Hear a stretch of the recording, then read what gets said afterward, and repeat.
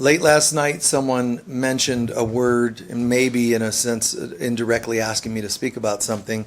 So I got that message from you, thank you. And it was sort of to clear up this ongoing misunderstanding that people have about things like attachment, detachment, and so on. It's very common in the world of spirituality that people have come to affirm kind of this term or state this term. I'm unattached, or rather I'm detached, or I'm not attached. They use variations of it, but what they're saying is I'm spiritual. I'm not attached and so on. But all too often our actions are very, very different than our words. I'm just entering a very unconditional, loving relationship. And I'll stay there as long as they behave a certain way, There's a lot of misstated and dishonest statements. And this concept of I'm not an attached person, I don't get attached to outcomes. Bless you. It's almost impossible to live in this world and not have an attachment to some degree. There are people that are attached to not having attachments. It's true. There are a lot of people in spiritual practices that are attached to not having attachments. What do I mean by attachments? If you find yourself even obsessing on being without attachment, you're still attached.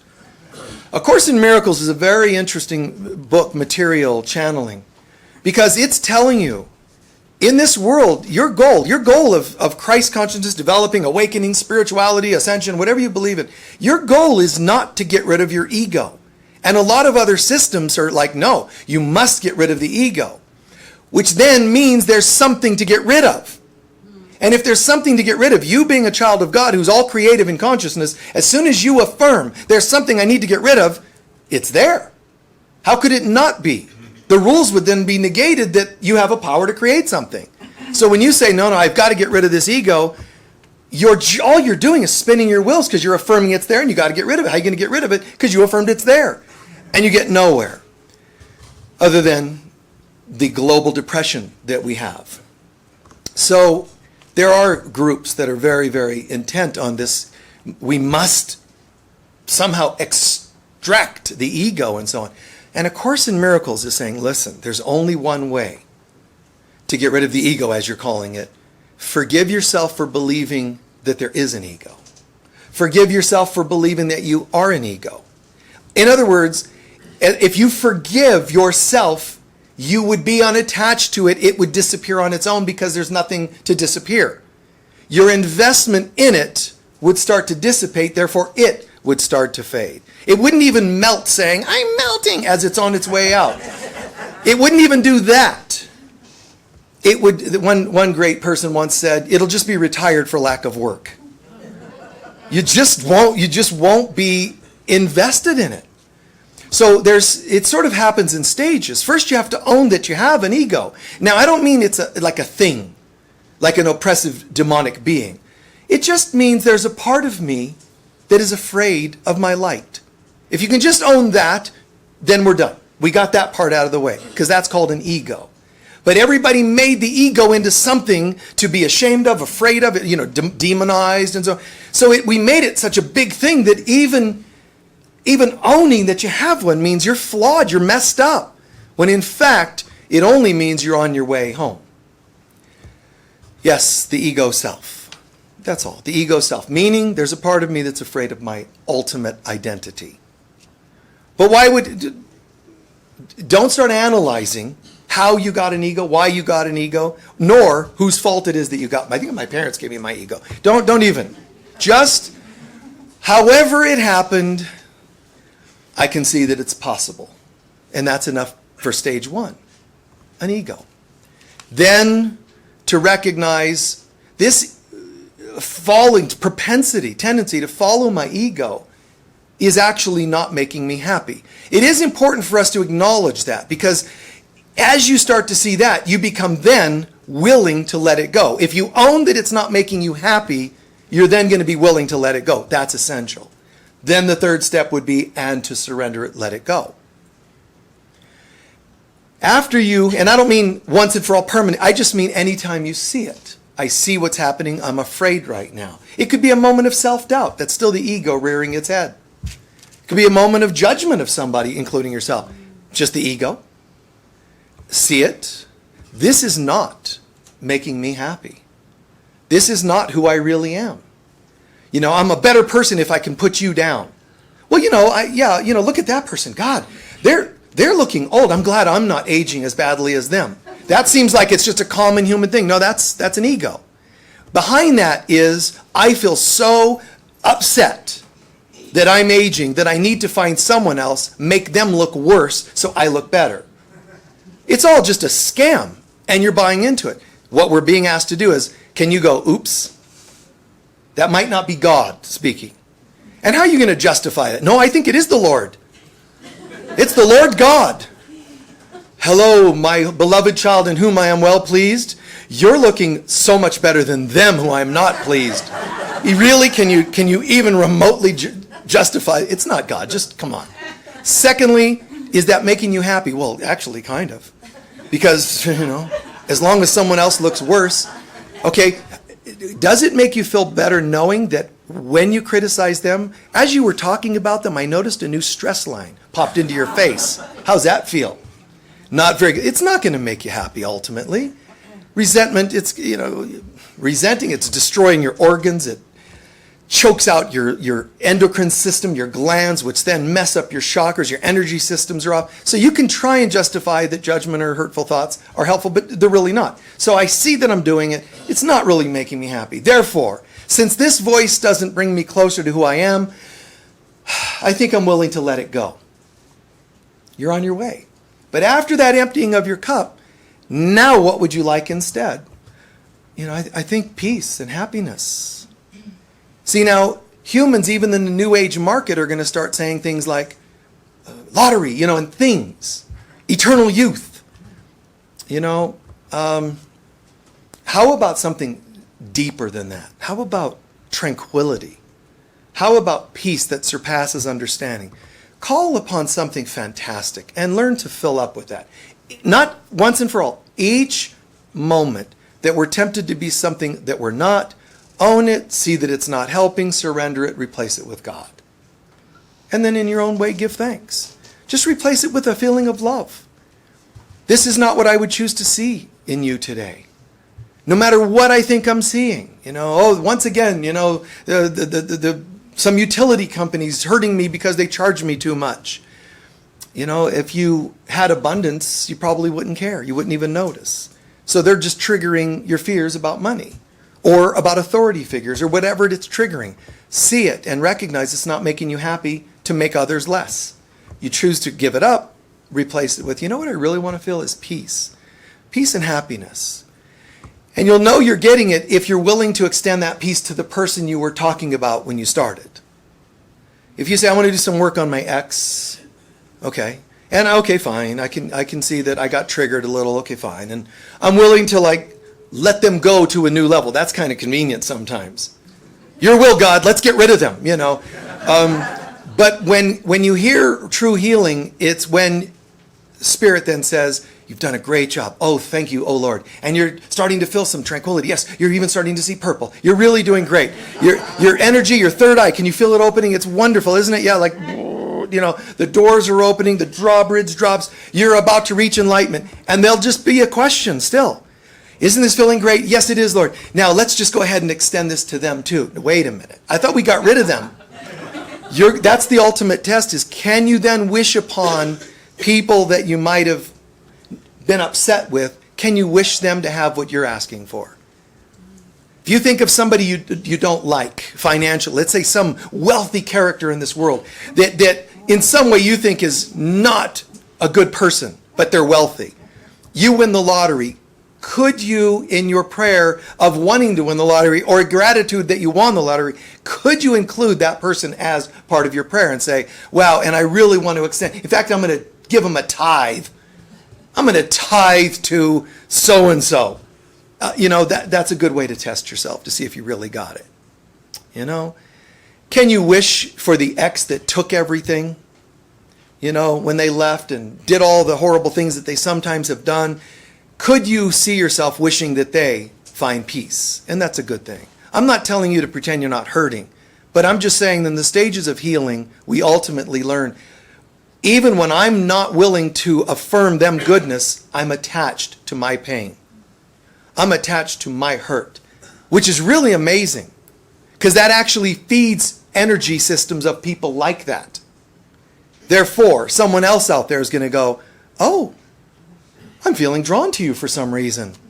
And you're thinking, oh, great, a new relationship. And in fact, they're being drawn to your dysfunction. They can sense it on some level because you haven't healed.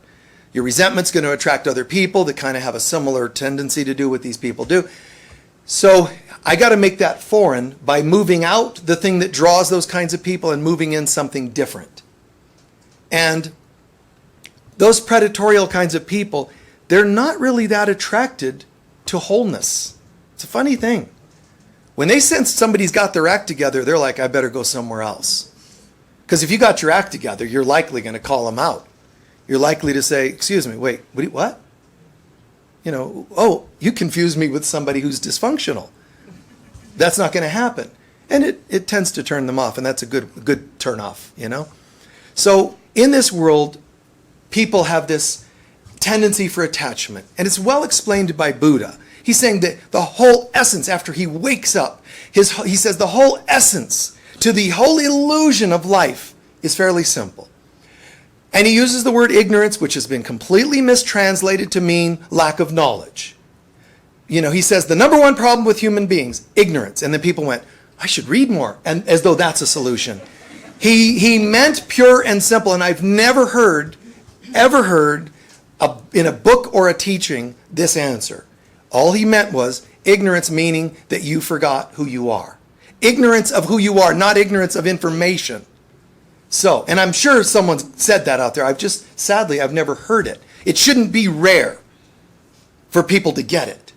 So, Buddhist, non-Buddhist alike, number one issue in humanity, ignorance, meaning human beings have forgotten who they are. Then he progresses that conversation. They forgot who they are, therefore they start looking for something to fill them. When they find something that seems to fill them, they will become attached to that thing. This world will remove whatever it was, called taking it away, which will cause you misery. Well, that's why that famous one-liner from Buddha, life is suffering.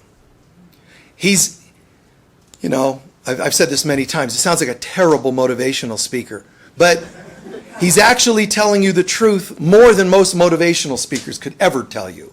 He's telling you this world is all about suffering, not because it's supposed to be, but because we manufacture a world of politics and all kinds of things, but from an insane mind.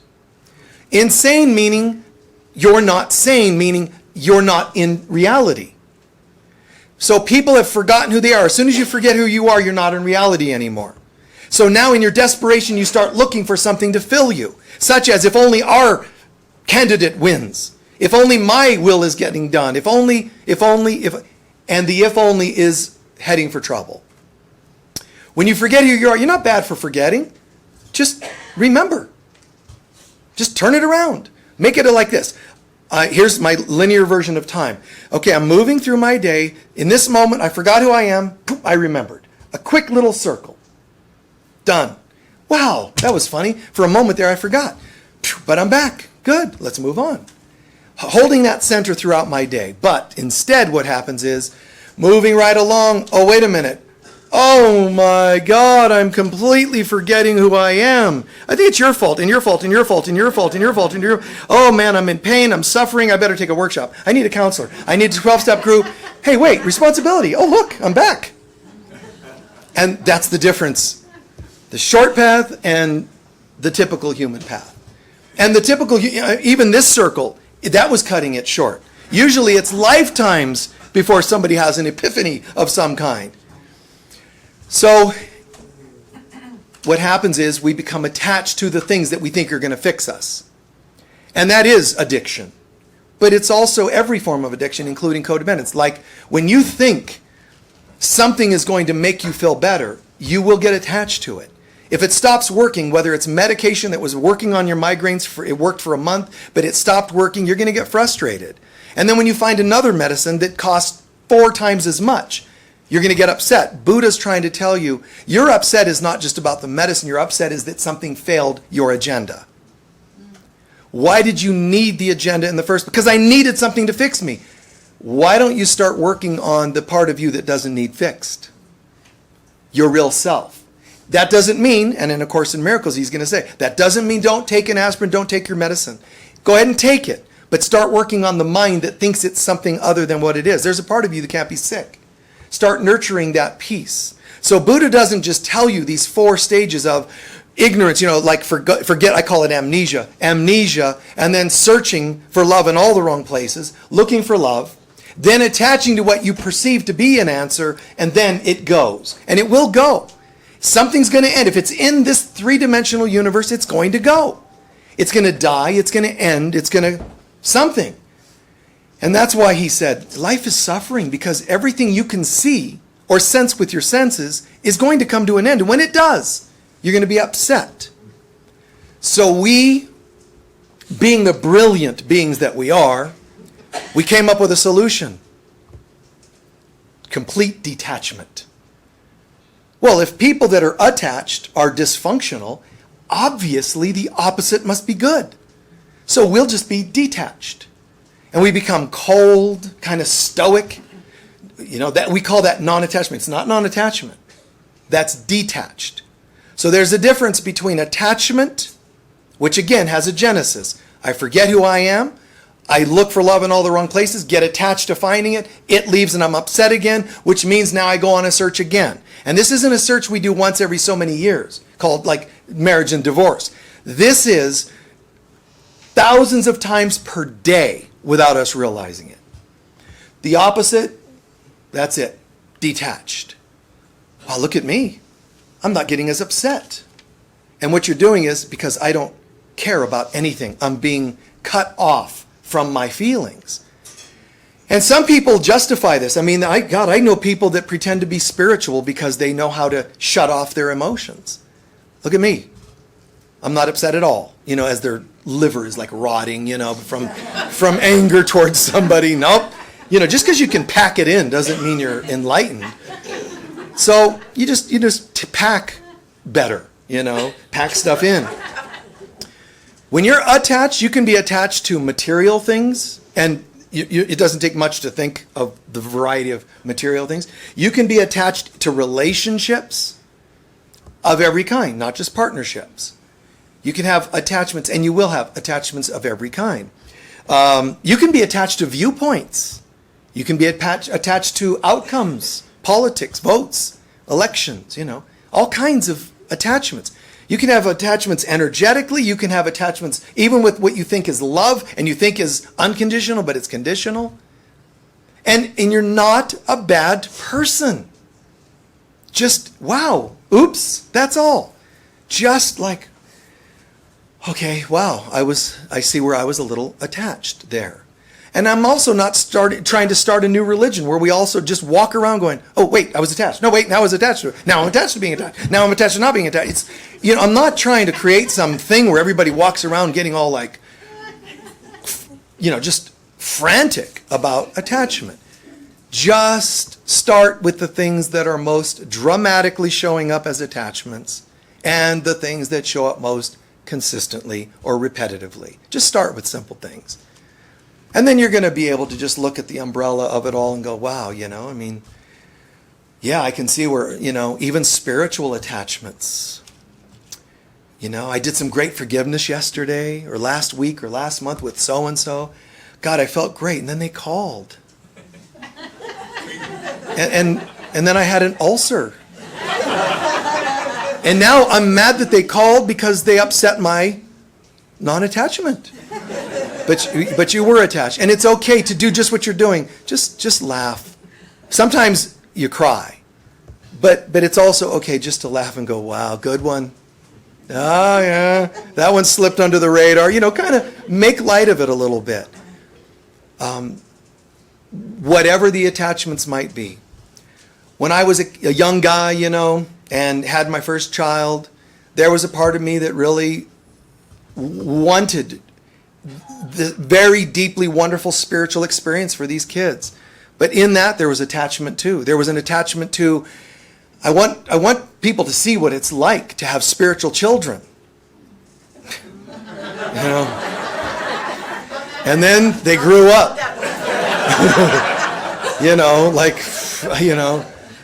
I had, So, Rosemary's Baby or whatever, No, brilliant kids, but then things happen. And I was attached to them being healthy, and they ended up abused somehow. It just happened. And when I found out about it, man, it just fried my brain. I mean, it just levels, I think, of pain that I never imagined I could have. But for all kinds of reasons. But underneath it all, there was still a slight attachment that not happen. There was a slight attachment. If you protect them, or if you're spiritual, you try all these things and it still happens. It's like, how? And there's layers of the pain for them, but there's also our own layers of pain. People don't quite realize, even when someone passes away and you're hurting, you're not always hurting for them because they're actually fine. They're actually fine. Yeah. You're partly upset because of your attachments, that they live longer, that you sorted out that relationship before they died, that they hadn't died so suddenly, that they hadn't died so lengthily, that it dragged out so long, that they hadn't lived with you, or that they did live with you. The pain is still, for lack of a better word, guys, it's selfish. And I'm not criticizing you for feeling pain. I'm just saying it helps if we look and go, let me look at my attachment to this. We also use the word from attachment, we sometimes use the word investment. How was I invested in this in some way? Because if you start using only attachment, you'll start making it like a ritual word, and then it becomes just blank and you just start throwing it out there. Sometimes shift it to, especially when you're doing some soul searching, investment. How was I invested in this? How did I, maybe another word, have an agenda? That's why in 12-step work, they use some words to get you to kind of peel layers of where you might have had investments or agendas. And some human beings will just, there's no way. I had no agendas whatsoever. Don't you dare blame me. Nobody's blaming. And we can tell by your reaction that there probably was a little something. But we won't bring it up until you're ready. That's what you have to do sometimes. How willing are we to look at? And I mean, that wasn't my first thought when I heard stuff about my kids, 15 years after the fact. I mean, just grief, devastation, just all kinds of feelings. But I didn't go right into, okay, in what way was I invested? I mean, had to go past the initial responses first and grow to the point in that each conversation should be grown. If they go backwards through blame and hate, not good. If they become stagnant, not good. So it takes time to progress to where I could go, okay, wait. Yeah, it's possible that I would have thought, hoped that this would have been, my kids would have been safer, my kids would have been different, all kinds of things like that. You don't need to condemn yourself about it, just see it. You probably should share it with someone like a sponsor or a counselor, because as you talk it through, you work layers of it out. It's kind of amazing. Keep secrets and they will destroy you. But you let them unravel, and sometimes that's by talking about these things.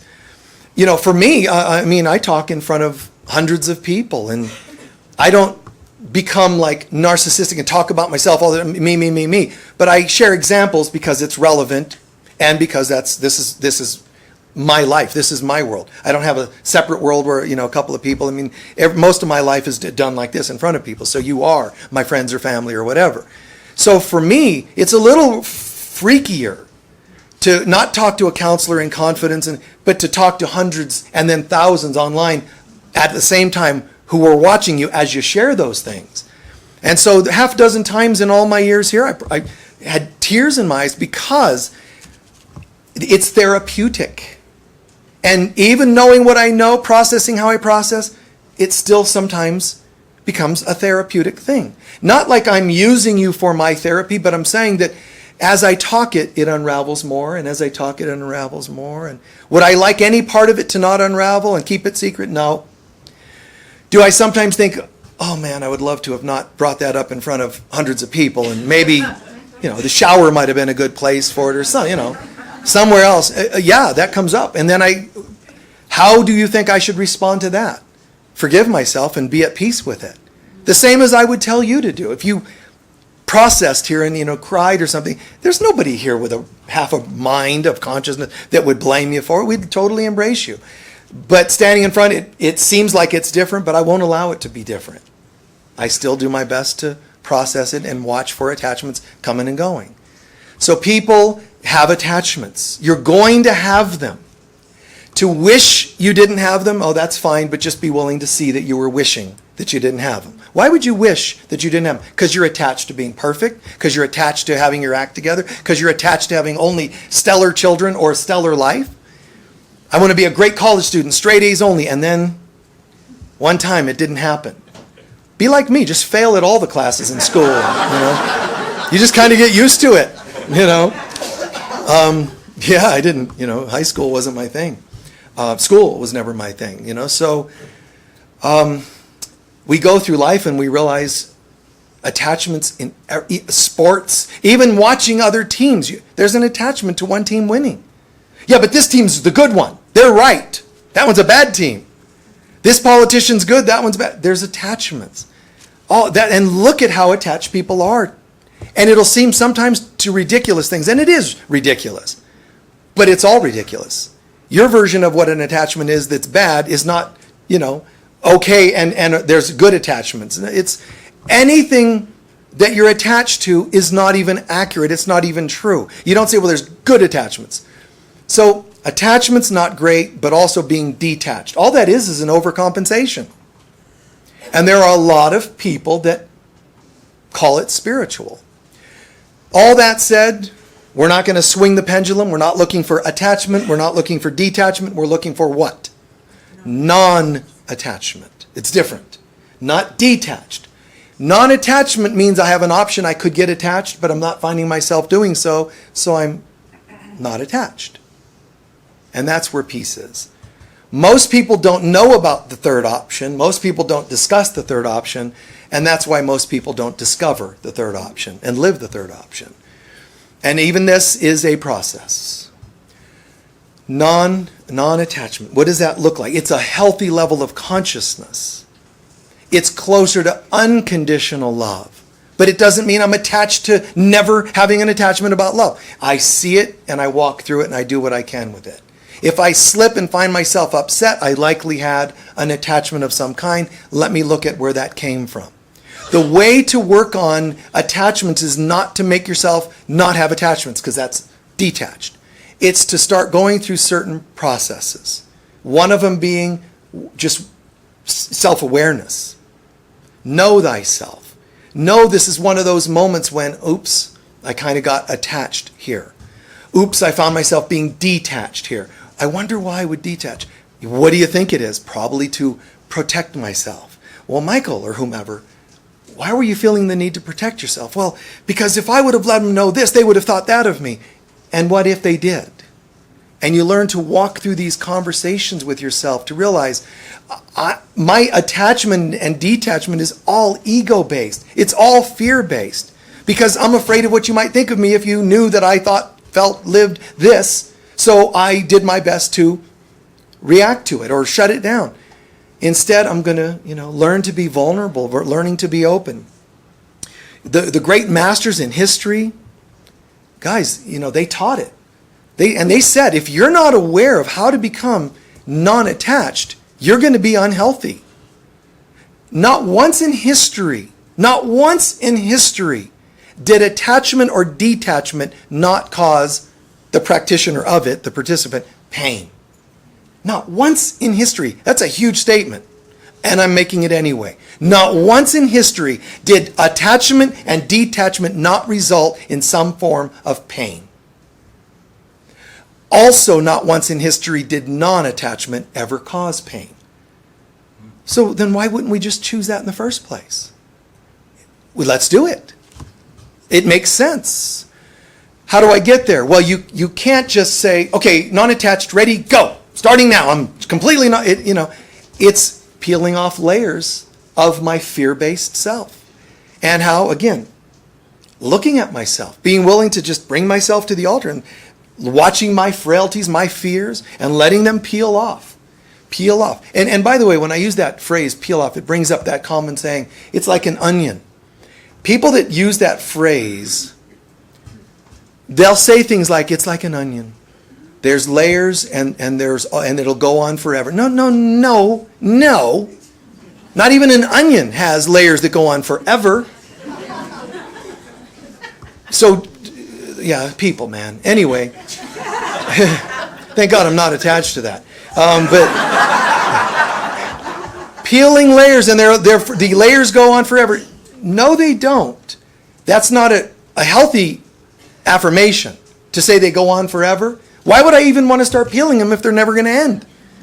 It does end. Just don't be attached as to when. See the trick there? It's going to end. So will the whole illusion, the life of fear, ego-based living, and war, and so on. It's all going to come to an end.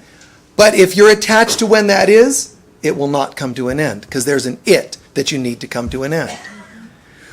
The ending comes through our forgiveness of ourselves for believing that it was there, for believing we needed to, deserved to have negative things happen to us. It's all back to forgiveness again and again and again and again. No matter how many times you go around, it's going to come back to that. Forgiveness, forgiveness, forgiveness. So we realize I'm now choosing non-attachment. Reasons why? Because attachment and detachment they only ever cause pain. Non-attachment doesn't. Why would I even try non-attachment? It's very simple. And how could I even believe in non-attachment? To understand that whatever you think you could attach to isn't actually even there. That'll help. When you actually come to understand life is but a dream, when you understand this is nothing but a hologram, you start to think twice about whether you want to attach to things. If you could have a mystical vision that could tell you, Spirit just downloads to you a perfect understanding that this world is nothing but a place of shadows, why would you grab one and marry it? And I'm not dissing marriage. I'm saying, why would you grab a shadow and say, hey, you and me ought to hook up? It's a shadow. It's all it is. It's just light images.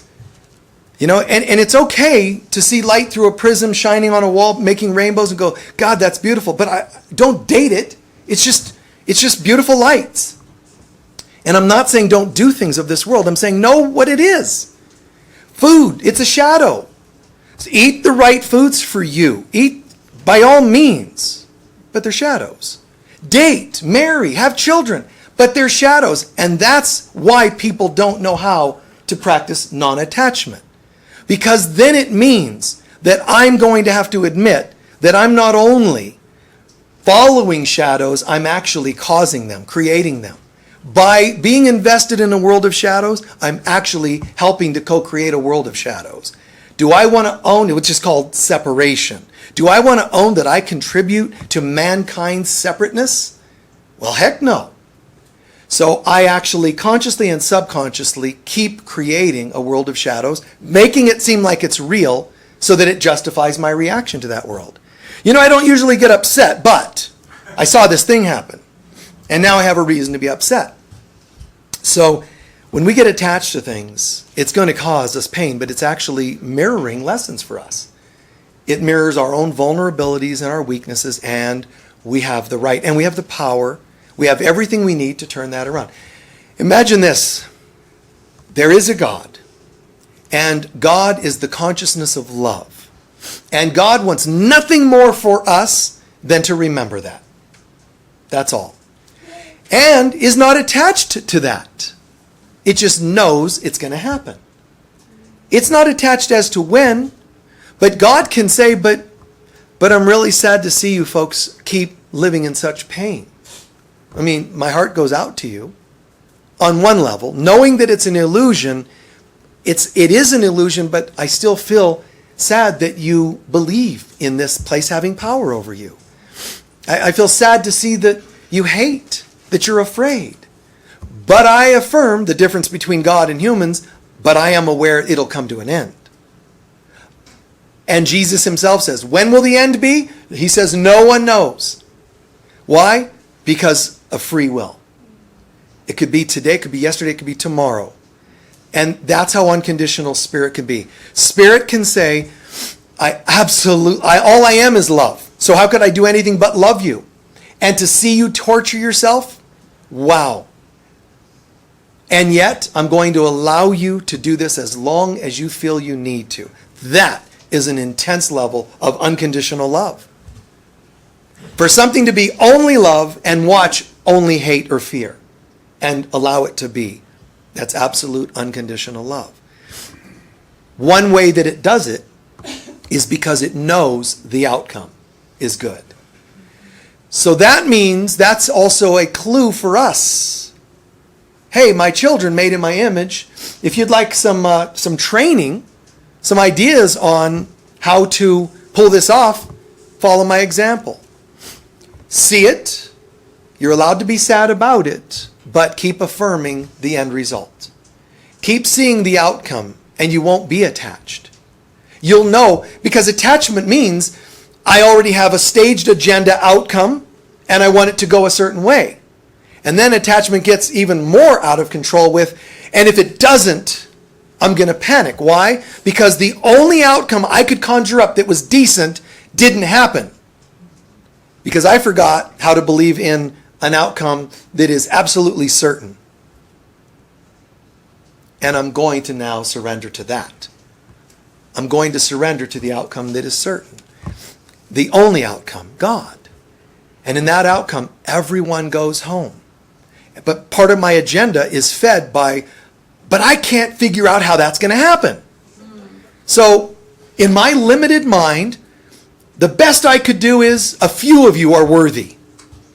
The ones I like. So, you're going to go home. The rest of you, not so much. And that means I have an attachment. The people I like are always going to be nice. See, because we have attachments that people that we like are always going to be nice. That too is an attachment. And then they pull the rug out from under us and it devastates us. The pain you're feeling is not the rug being pulled and your fall. How could you even be falling any distance if you didn't already perceive yourselves in a false high? I'm already okay and I'm stable. They pull the rug out means they leave you, and yet somehow you're like, yeah, you're okay. Here's a great analogy of this, and then we're coming to a close. In any relationship, even if it's with your car, your animals, partners, kids, whatever, in any relationship, there's a you and there's a them. They are seemingly two separate consciousness, people or whatever, or things, me and my car. But there's a third entity, my relationship with that thing, where the fingers are overlapped. Me, it, the relationship with it. If it pulls away, if someone says, I'm going to end the relationship, whatever it is, here's how much you should be affected. Right there. I wasn't devastated. Our relationship, which is the third party, came to an end. Not me. I didn't come to an end. The only way that it can feel like instead of me, you, and us, the only way it can feel painful to me is if I allowed you or us to start to overwhelm and become me. And I lost sight of me, my job. I worked so many hours and I gave so much that when they fired me, laid me off or whatever, and didn't give me a gold watch or whatever it was, I became devastated. How and why? Because I became the job. When it ended, watch what happened. I mean, look, when it collapses, I went with it. Autonomy. Ignorance. I forgot who I was. I became the job. They let me go. I crashed. I built this company from the bottom up and someone took it over. Can you believe they did this? Well, again, was there a third party there? Something happened there. There are relationships. They have children. The children pass away. The relationship can't survive because the child would be the third party in this analogy. It goes and we got lost in it. So we're devastated. That's how and why people can't recover from traumas and abuses. Even if someone's abused you, you become so identified with the abuse, there's no a belief that you can survive. And even good-meaning, well-meaning people can inadvertently make you identify with that abuse forever. You can even be called a survivor of abuse. You're actually a holy child of God, not just a survivor of abuse. That's a better identity, mind you, than just an abused one. But we evolve our identity. I'd rather not settle. I am as God created me. And practice identifying with that. How often? As often as you can. Subtle thoughts, feelings and affirmations, sometimes verbal affirmations. But also when you see other people sick or upset or affirm their goodness. You can still hold them when they cry. You can still help them with a few dollars if you have it. It's not bad. You don't want to be detached from people's issues. But you also don't want to be attached to them. There are people you've known and loved and lost them somehow. If you think of someone who abandoned you, or if you think of someone who got sick and died, there's a temptation to only ever remember, that's the person who abandoned me, which means a label. And they died. They left me. They died. That means you're affirming forever that they're just a dead person. Is that all they're allowed to be? Really? And people are afraid to imagine them beyond. What do you mean you want me to see this person with angel's wings? They destroyed me. They dumped me. They betrayed me. And you're telling me to give them angel wings. I don't even have angel wings. Why would I give them to them? It's true. And loved ones passed on, and to really understand that they're in the light and they're okay, you should be seeing them as that, not as a dead person. But there's a part of us, no, I want to keep them as a dead person. Because then I can identify with, see, nice to meet you, I'm the such and such of a dead person. You're attached to that identity for some reason. If you're going to be attached, but not really, be attached to healthy things. Get attached to reality, but I don't mean really attached. So think in terms of, lastly, can I have healthy expectations? Is it okay, guys? Is it okay if I say, hey, you want to get together for lunch? Sure, noon today. Okay, great, let's do noon today. I'm not bad and attached that I went there, you didn't show up. It's okay for me to assume you're going to show up. But how upset I get about it would determine how attached I was to you showing up. But here's what I might do. Not go out to lunch again with you. Because what I might be doing is I'll work on my part, my reaction, but I might not do this again because I could be feeding an attachment you have to making agreements and not following through. So it's okay for me to set healthy boundaries. And even my boundaries I can't be attached to. I just chose not to agree to go out with certain people, because they don't keep their commitments, Certain what kinds of people? Is it tall people, short people? Is it what you know how they are. All people over 5'8" don't show up when they say that. Really? So that starts to show me where my attachments are. So I clear all that. And I might say, I'm probably not going to go with this person who 5 times didn't show up. That's a healthy boundary. But boundaries are not walls. They're actually flexible. So what if I had that happen with one of you, and then outside here, that same person who didn't show up 5 times says, do you mind sitting with me for a minute? I'm going through something. That's when I will be able to test whether my boundary became a wall. Oh, Mr. I never show up wants to have a conversation all of a sudden. You'll know that there was a little something there, I always joked about it because I had a family member who teased me about my spirituality all through my youth, and all that. And, you and that, you and that, you and that. And then one time they called middle of the night, like 3 a.m., hey, I just had a weird dream. And they told me this freaky dream they had, what does it mean? There was a temptation,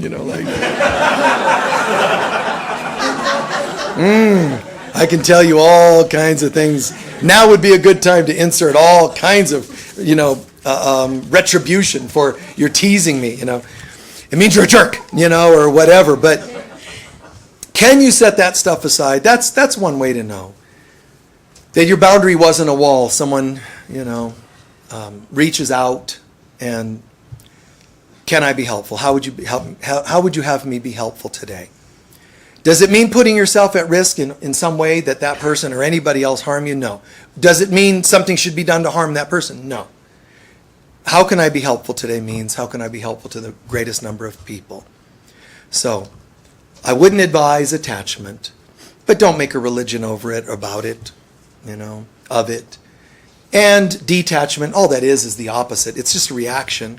Detachment, you could say, is almost more fear-based than attachment. Because I'm so afraid of attachment, I've been hurt so many times being attached, I'm going to do the other as some sort of a reaction. All it is a protective mechanism. So I guess that's not working. Well, then what do I do? Give up? No. Non-attachment. And it's a process. So I'm going to practice seeing the triggers, walking through the triggers, processing myself, getting to know myself, and also setting healthier boundaries and also communicating what's happening for me. Clearer communication. Hey, it's third time around. Yes, let's meet for lunch. And you didn't show up the other couple of times. You're asking me again. Okay, but let me share this. Watch. Lovingly, you can say, I'm going to go ahead. Now, if you want me to meet you at a place, I don't even like the food there, and then I'm already setting myself up. But if I could say to myself, I'm going to go because I like the food, I'm going to have lunch anyway. But if you don't show up, it's probably the last time we'll have the discussion. But see, I'm still going to go someplace where I can sit and just enjoy myself. I would set it up in a way that I'm still safe, feel okay, and at peace. Still a boundary, but I won't do this again. So, non-attachment is neither of those other two extremes. It's a healthy state of where I am, who I am, and I communicate that to everyone else so that they have a right to kind of dance with me in that dance. Instead of playing a certain tune that they can't dance to, doesn't make sense. Here's what I'm able to dance to. Does that work for you? No? Okay, then let's not try. So that we don't put each other into harm's way. I'm attached to you dancing my dance, and it's not even your kind of music. So let everybody off the hook. Communicate your needs. Communicate what feels right for you, what feels healthy for you. Let's take a few centering breaths.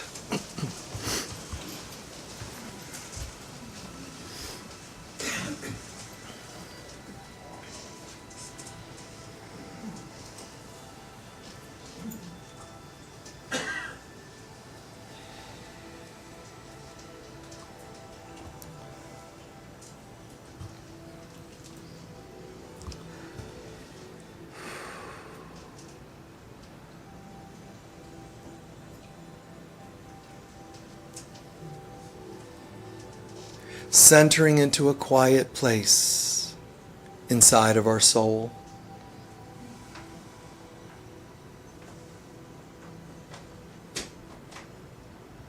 And just coming to an honest clarity. Simple question first. In what ways in my life have I ever allowed myself to become detached? Did I ever demonstrate detachment? Conversationally, a job, with my children, with my parents? Did I ever go overboard to exhibit signs of pulling away? Whether it was out of hurt or out of trying to be superior by withdrawing and showing that they can't get to me. That's all detachment. So just be aware. Any times in your life when you were excessively detached.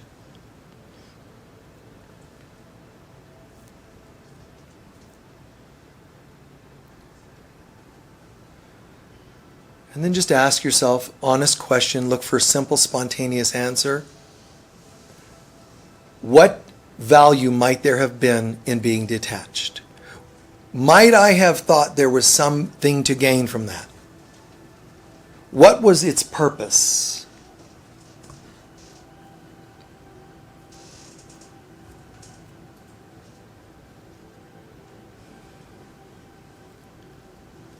And it probably didn't bring me the ultimate state of consciousness that I would have been hoping for. Trying to prevent A didn't necessarily bring me Z.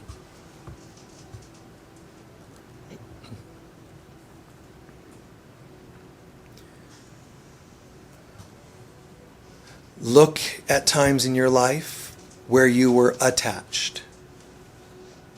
Overtly, obviously attached. Attached to an outcome. Attached to the relationship lasting forever. Attached to maintaining your sobriety. But those things didn't happen. Attached to a certain surgical process working for you. Any kind of attachment.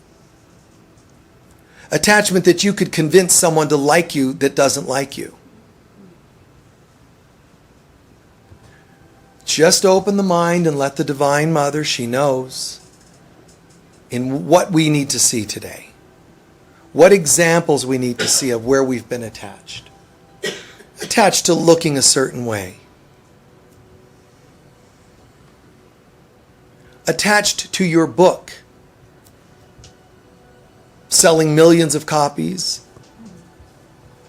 Attached that your song would become #1 in the pop charts. Attached that your father or mother would like you or love you more than they seem to have. Just keep opening your mind to different things. That job, I would have got that job.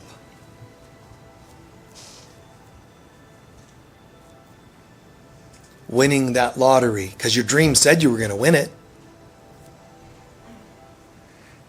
Attached to the time synchronicities made it very clear that something great was going to happen, and it didn't happen. All these and more I now bring to the altar of the truth of God. I'm aware that I've been attached. I'm aware that I've been detached. None of which ultimately brought me what I had hoped for. And it could very well be that the reason I didn't get those things was to show me that my issues of being attached is more important than me getting what I want. Not because the universe is punishing me. It's trying to help me. The universe is saying, you not being attached is far better for you than getting a job. But that's hard for three-dimensional people to understand. But if I learn to heal, I will get the job. If I make spirit consciousness my priority, I will get all the things I think I need in this world. So, in this moment, Holy Spirit of God, we give our heartfelt permission for you to become our teacher, our guide, our healer. You guide us into a life of non-attachment. We refuse and have no interest in attachment or detachment. We're choosing non-attachment. And we welcome this in. Guide us exactly how to most effortlessly traverse this journey. Non-attachment. How to have reasonable expectations about life. I felt a little hungry, I ate something, and I feel better. That's okay. But if I'm attached to it, I'm willing to see that there was an attachment. When something in this world tells me I need more, that I'm not enough, that something's not adequate, it's probably starting to reveal to me areas where I'm off. I'm okay with reasonable attachments. Reasonable outcomes, just reasonable, but not get attached to them. It's okay that if I go to start my car, that it starts today. It's reasonable to assume if it's a new car that it would start. It's reasonable. My reactions can become unreasonable. That's what I'm willing to see. I'm not bad for having reasonable assumptions, but I'm willing to look at my attachment to their outcome. And in so doing, I become a very different person. Let's spend the closing part of the meditation with that. Imagine if you right now were blessed with, I'm your fairy godfather, and I say, and so it is, and you were blessed with a grace, non-attachment. How would you be different? Start seeing it, and it'll become. Visualize how you would be different at work, your friendships, finances, partnership, parenting. In all areas of your life, what does it look like to be non-attached? If you're not sure, you can still answer a great, brilliant answer. I don't know, but I'm willing to find out.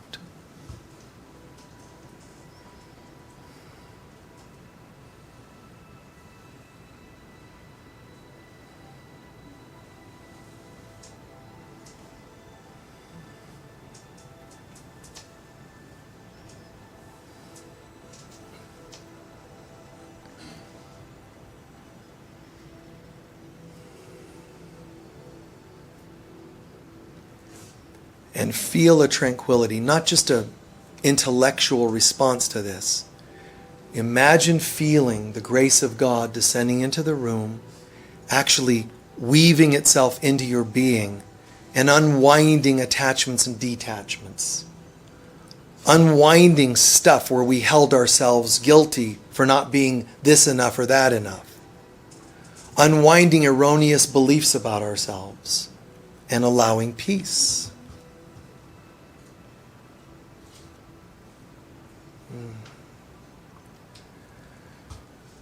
I am as God created me. This can never change. I am as God created me.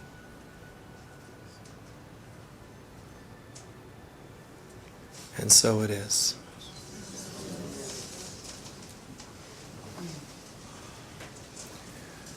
Very good.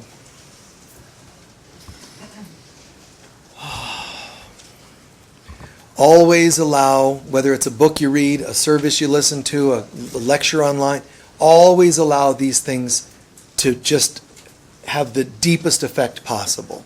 Don't just hear them. Try to really imagine breathing this in, taking it with, like, wow, I am different. This is having an effect. If every talk, every book, good book that you allow yourself to attract, had even 1% of a difference in your life, imagine how it adds up. 1% becomes 2 and 20 and 50 and enlightenment. So allow these things to really, really sink in, integrate.